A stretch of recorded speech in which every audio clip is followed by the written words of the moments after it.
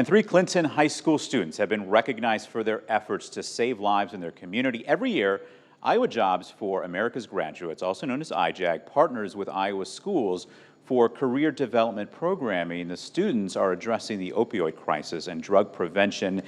They took 3rd place in the National Career Development Conference, and they are joining us now. Kaylee Green, Liberty Muley, and Austin Smith. Thank you to the 3 of you for taking the time to be here. And first of all, congratulations to you guys. 3rd place, that's awesome. Thank you. You got a little hardware to show off there at the National Career Development Conference. Tell me about the project that got you there. I think, Liberty, we can start with you on that one. So we were told that our project, it was known as the Love Project. It was lifting our voices of equity. It was supposed to be a project that was based off of a problem that you had in your community frequently.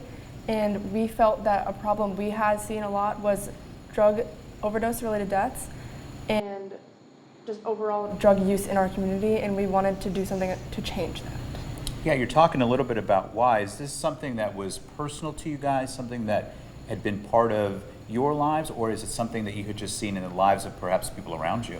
Everybody has experienced it at some point.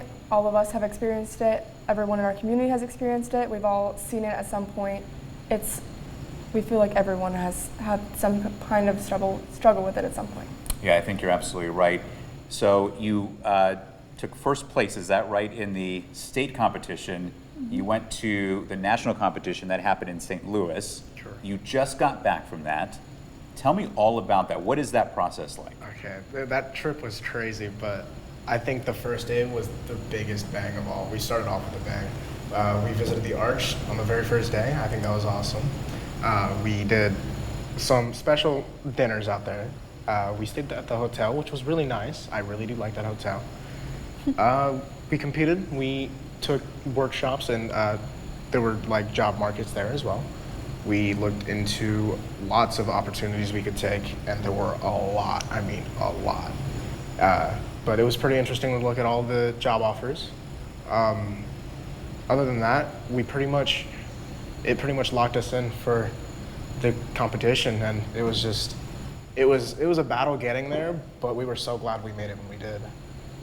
And give me a sense of the feedback. I imagine as you're presenting and talking about your project, give me a sense of the feedback that you're getting from the folks you're presenting to. Everyone's touched.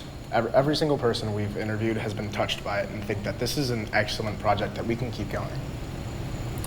Give me a sense of the feeling that you have now. You're holding, this placard. How are you feeling? It honestly didn't feel real. Like, the real feeling set in when we were walking across that stage and when we heard our names called.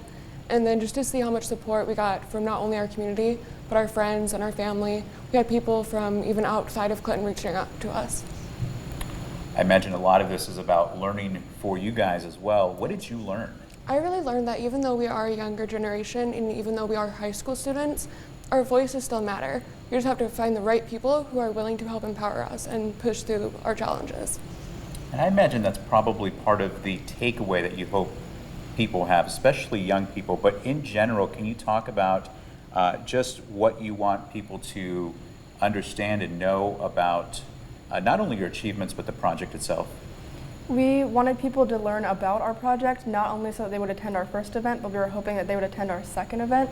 We wanted to show them not only how to use Narcan and how to give CPR, but we wanted to teach them that a lot of the time drugs are marketed towards younger people, and that losing a loved one to drugs and overdoses, it's not just physically losing them. It could be, there's so many different ways to lose someone due to drugs and overdoses, and we wanted everyone to be aware of the different ways you can lose somebody to that. You guys have such a great perspective, and I'm so grateful that you guys are sharing it with our community. Thank you to the 3 of you for being here today. You're welcome. Thank you for having us. Of course.